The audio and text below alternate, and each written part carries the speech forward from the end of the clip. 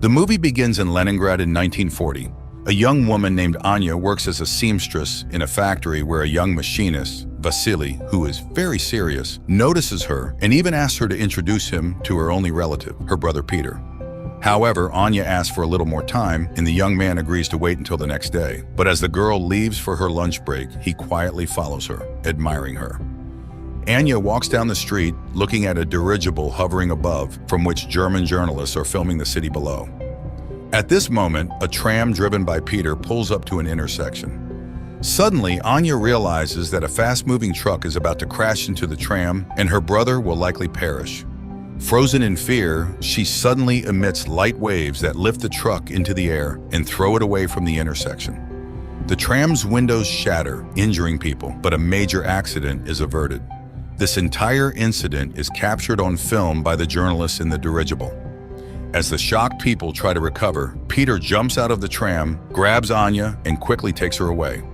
The girl regains consciousness in their shared room. Peter packs their belongings, urging his sister to flee Leningrad, although she is reluctant since they have already had to move several times due to her supernatural abilities manifesting at the most inappropriate times and attracting the attention of the authorities. Peter asks her to control her powers, but Anya is unable to master them as they are beyond her control. At that moment, representatives of the People's Commissariat for Internal Affairs burst into the room and arrest the siblings. An investigator named Ivan arrives at the scene. He interviews the victims, and one of the women recalls the strange girl standing at the crossroad. Back at the office, Ivan begins interrogating Anya, but she cannot provide any concrete information.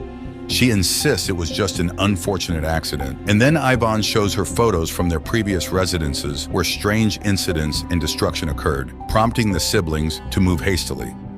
The investigator is willing to believe she is not a criminal, especially since he has also witnessed something very strange in his life. However, Ivan is unable to elaborate as his superior, Petrov, who turns out to be his father-in-law, takes Anya and leads her to the secret facilities managed by Professor Ilinsky. The scientist welcomes the girl, explaining that she is special and now they will study her abilities. However, Anya refuses to cooperate until she sees her brother, and Ilinsky promises to arrange a meeting for them. Meanwhile, Ivan cannot calm down, although Petrov, who is also his father-in-law, demands he forget the incident and focus on other matters. He had already barely managed to suppress his absurd report about an incident in Madrid. Returning home, Ivan tries to tell everything to his wife Vera, but she asks him to take a vacation and forget everything that happened. The action shifts to 1936. A group of Soviet soldiers, including Ivan, engages in battle with Spanish fascists in Madrid.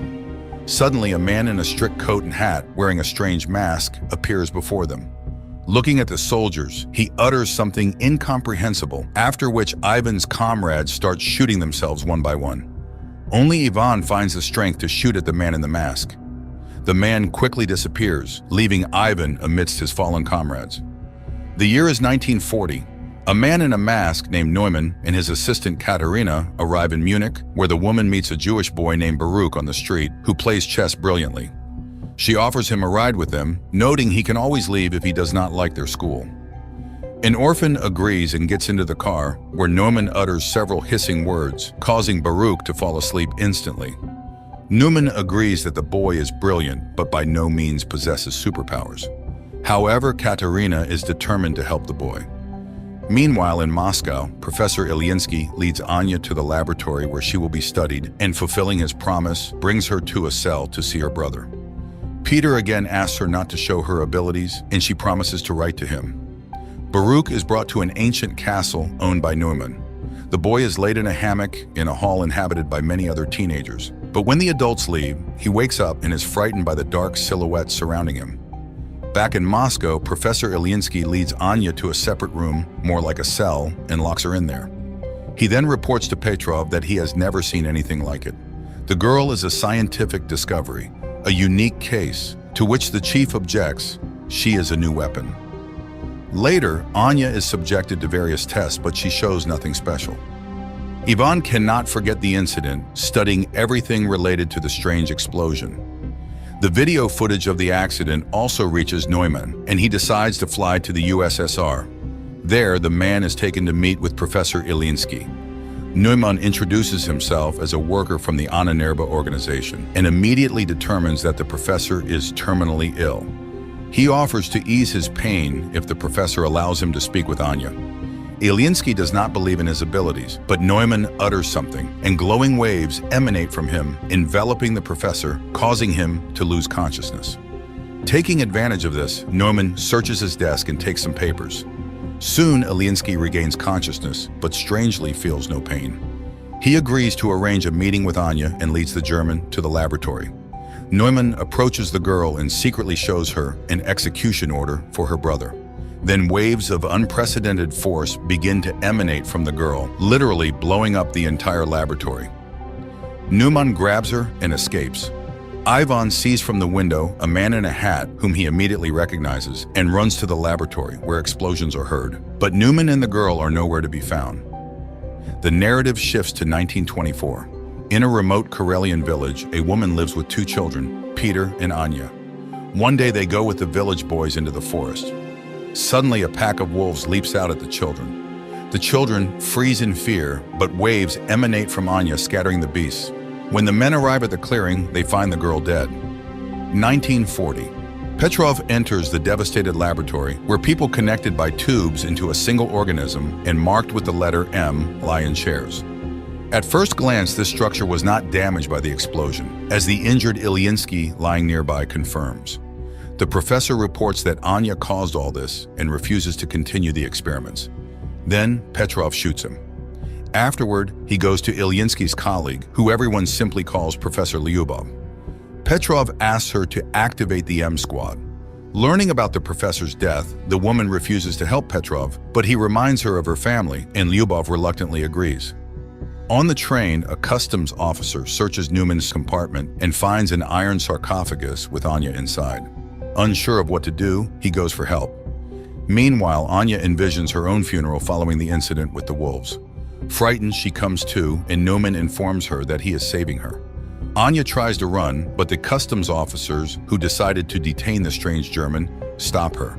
However, he utters something, and the military personnel bring their pistols to their own heads.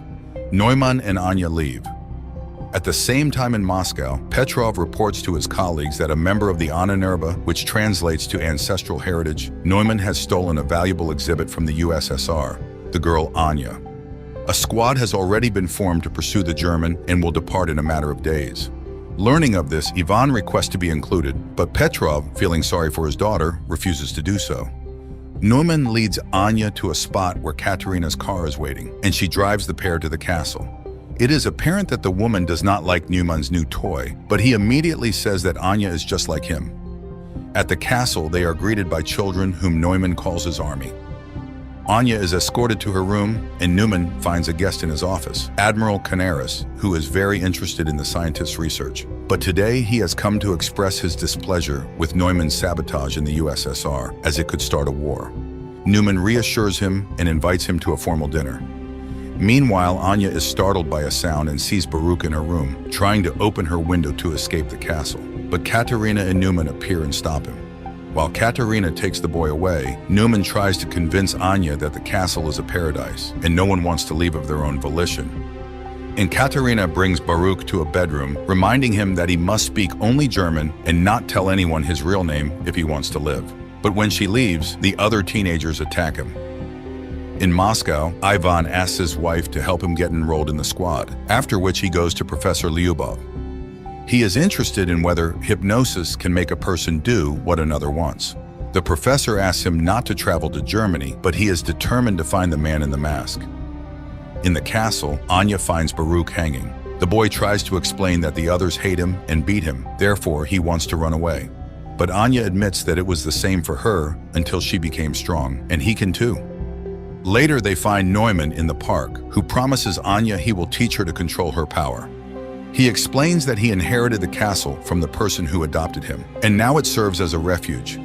He has set up Anya's room according to her taste and hopes she will like it here. Grateful, Anya sits down at the sewing machine, unexpectedly remembering how the villagers burned their house, calling her a witch. Then her brother saved her, though their mother died in the fire. Back in Moscow, Petrov enrolls Ivan in the squad and asks the commander to ensure that he does not return. Leningrad, 1937. Returning from Madrid, Ivan writes in his report everything he witnessed, but Petrov does not believe him, noting that if the soldiers shot themselves, they could be declared deserters. Tired of trying to convince the young man, Petrov takes him to Professor Lyubov. 1940. A special forces unit travels to Germany in a grain car. Ivan warns his comrades about Neumann's peculiarities, but it seems they don't quite believe him. At the castle, the children undergo daily training, while Anya enjoys the long-forgotten peace.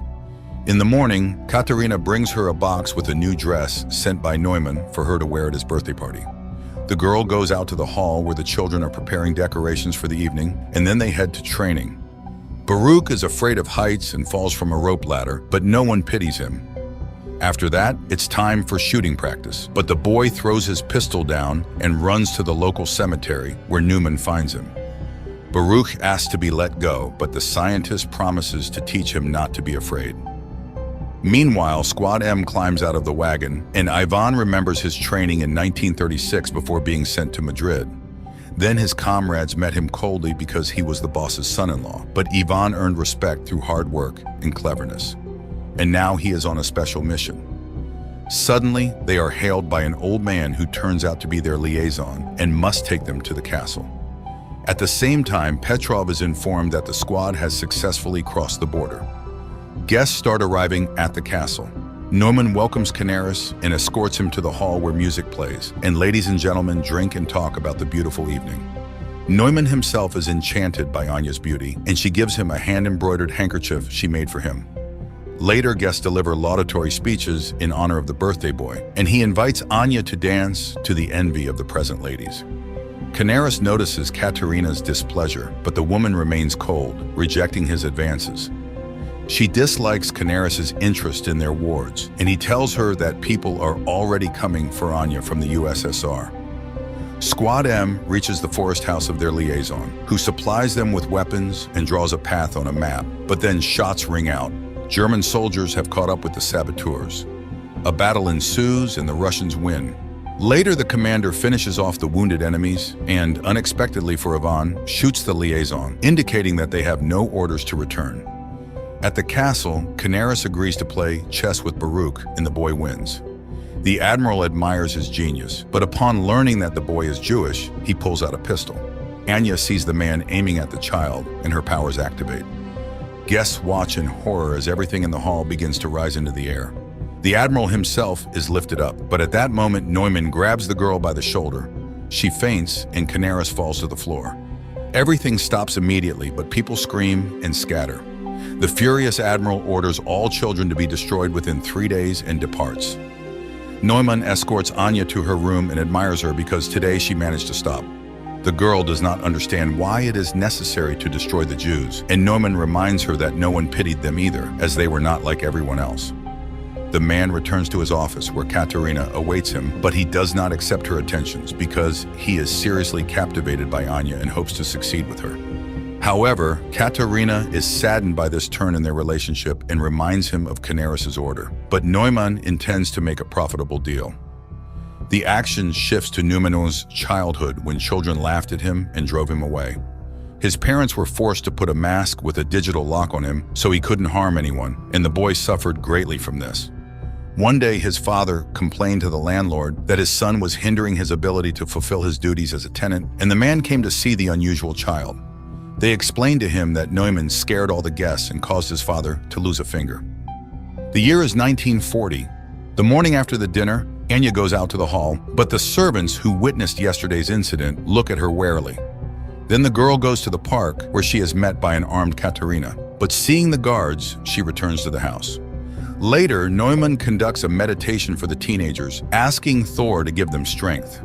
Anya sees this and asks for permission to start training. Neumann orders Katerina to stay at the castle and wait for guests, and he takes Anya away. Meanwhile, the squad continues to move through the forest. Soon they find a rubber boat at the prearranged place. Neumann puts Anya on his personal plane and takes her to his parents' house. Landing, they walk across a bridge, and suddenly Neumann asks the girl to remember her brother. Her powers activate. Water rises up, carrying fish and creating a reverse waterfall. But then the man calls her. Anya comes to her senses and everything returns to normal. However, now she can use her powers when she needs to. Soon they enter an old house and Neumann recalls how he was taken from his father's home. Lastly, his mother writes down the password to his mask on a piece of paper, and little Neumann leaves their lives forever. In the present, he tells that his father was a harsh and cruel man, often beating him and his mother, so he promised himself that his child would never be unhappy. The man remembers how his patron removed his mask and wanted to throw it away, but Neumann did not allow it. The man informed him that he would now take care of him, but he must trust him. Soon they arrived at the castle, where the patron confessed that every person has the right to be happy, and the boy lived for the first time like a normal child. But a year later, war came. His patron went away on business, and their home turned into a hospital. Neumann helped as best he could. Once he had to assist in the amputation of a leg. The soldier was in great pain, and then Neumann activated his powers and relieved the poor man of his suffering during the operation. Later, he confessed to one of the nurses that he loved her. The adult woman laughed at the boy but said she loved him too. But one day he caught his nurse with one of the recovering soldiers, and in a fit of rage, he made the soldier kill himself with a hammer. They caught him, gagged him, tied him up, and took him away from the castle. In 1940, he tells Anya that his parents died, so he is so happy to have found her. The girl lights candles in the fireplace, using her new powers, which delights Neumann. They drink wine and then become close. At night, Anya dreams where Baruch dies and wakes up terrified. She asks Neumann to return to the castle. Meanwhile, the squad reaches the river. One of the soldiers is wounded and runs out of strength.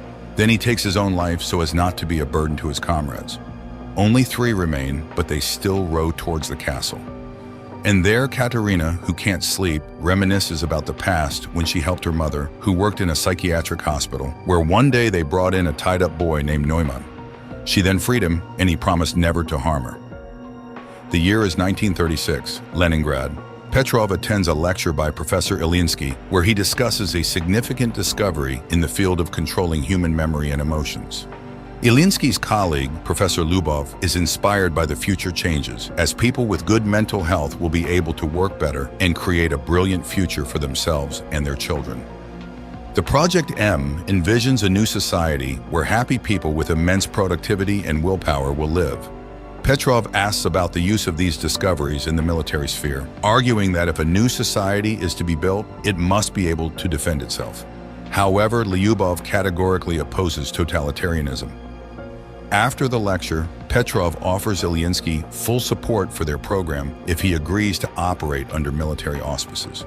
But Ilinsky sends him to Lyubov as the ideational inspiration behind the project. However, the woman flatly refuses to cooperate with the military. That same day, she is hit by a car in the street. Later, Petrov returns to Ilinsky, informing him of the unfortunate accident with his colleague, and Ilinsky reluctantly agrees to cooperate. Again, 1940-year Germany. The 3 remaining members of the squad reach the castle's territory. Surprised by the lack of security, they enter the premises. Petrov receives a summary of incidents in a specific area of Germany and realizes that everything is going according to plan. His boss is horrified. His people have left a very noticeable trail, which could easily lead to the USSR being accused of provocation. But Petrov assures him that everything was planned this way and there will be no international conflict. At that moment, his daughter calls and he rushes home. The squad members reach the castle and, splitting up, begin to explore the premises. Meanwhile, Petrov finds Vera in a hysterical state. She is going mad with worry for her husband, and the father decides to take action. At the same time in the castle, Katerina reads a book to the children, and seeing her nervousness, they calm the woman. She orders lights out and leaves, just as Ivan enters the hall from the other side. Seeing the children in front of him, the man lowers his weapon and leaves. The children remain motionless. The soldiers continue to explore the castle, and now the squad leader enters the hall with the children. But he does not lower his weapon and prepares to shoot. Then the children attack first. The commander fires in all directions, but the teenagers throw their clothes at him and knock him down. The eldest orders the pistol handed to Baruch to kill the enemy, but the boy cannot shoot the man, and the man manages to wound him with a knife before being killed. The children carry the bleeding Baruch to the bedroom, leaving the soldier's body on the hall floor. The third squad member, a female warrior, finds Katerina's office and engages her in a shootout. Katerina flees, but the woman catches up to her and they fight. The woman is defeated when Katerina pushes her away. Seeing her opponent unconscious, the German grabs a pistol but doesn't manage to shoot because Ivan appears. Threatening him with a pistol, the woman captures him. In Moscow, Petrov brings his daughter to Professor Lyubov and asks her to erase the girl's memory. Lyubov is outraged by this request, as the love for a husband is the most precious thing in Vera's life. However, under military pressure, she agrees and performs the necessary manipulations, while Petrov's subordinates methodically clear their apartment of photographs and items belonging to Ivan. But one photograph falls under a chest of drawers, and the soldier does not notice it. After the procedure, the girl regains consciousness but does not remember her husband at all. At this time, the teenagers attack Ivan, not noticing Katerina, and wound him in the arm. The woman drives off the aggressive children and escorts the wounded man to Norman's office, where she admits to Ivan that she recognized him because she had seen him in Madrid. He asks why her master kidnapped Anya. Could it be that he wants to use her in the war? Katerina assures him that he still doesn't understand. People are petty and greedy creatures fighting for power. Neumann is unique. He is ready to seize all power on Earth to save the world from war. Meanwhile, Neumann and Anya arrive at the castle and find a wounded woman on the threshold. The scientist finishes her off with a pistol while Anya runs to the bedroom to the teenagers and finds Baruch dead. At this time, Ivan is bandaging himself while Katerina explains that they teach the children survival by developing their skills, because their destiny is to save the world under Neumann's leadership. The woman offers to help him escape if he will help her. But before Ivan can hear her out, Neumann enters the door. The Russian immediately picks up a pistol and takes the woman hostage. However, the German informs him that he does not care about her fate, which visibly upsets her. At that moment, Anya runs into the office and uses her power to knock Ivan off his feet. But when she recognizes the man, Neumann quickly takes her away, leaving the Russian with Katerina. In Moscow, Professor Lyubov mourns Ilyinsky when Petrov brings her folders with the names of the condemned, whom she can save by including them in Squad M. She remembers how after the accident, Ilyinsky came to her in the hospital.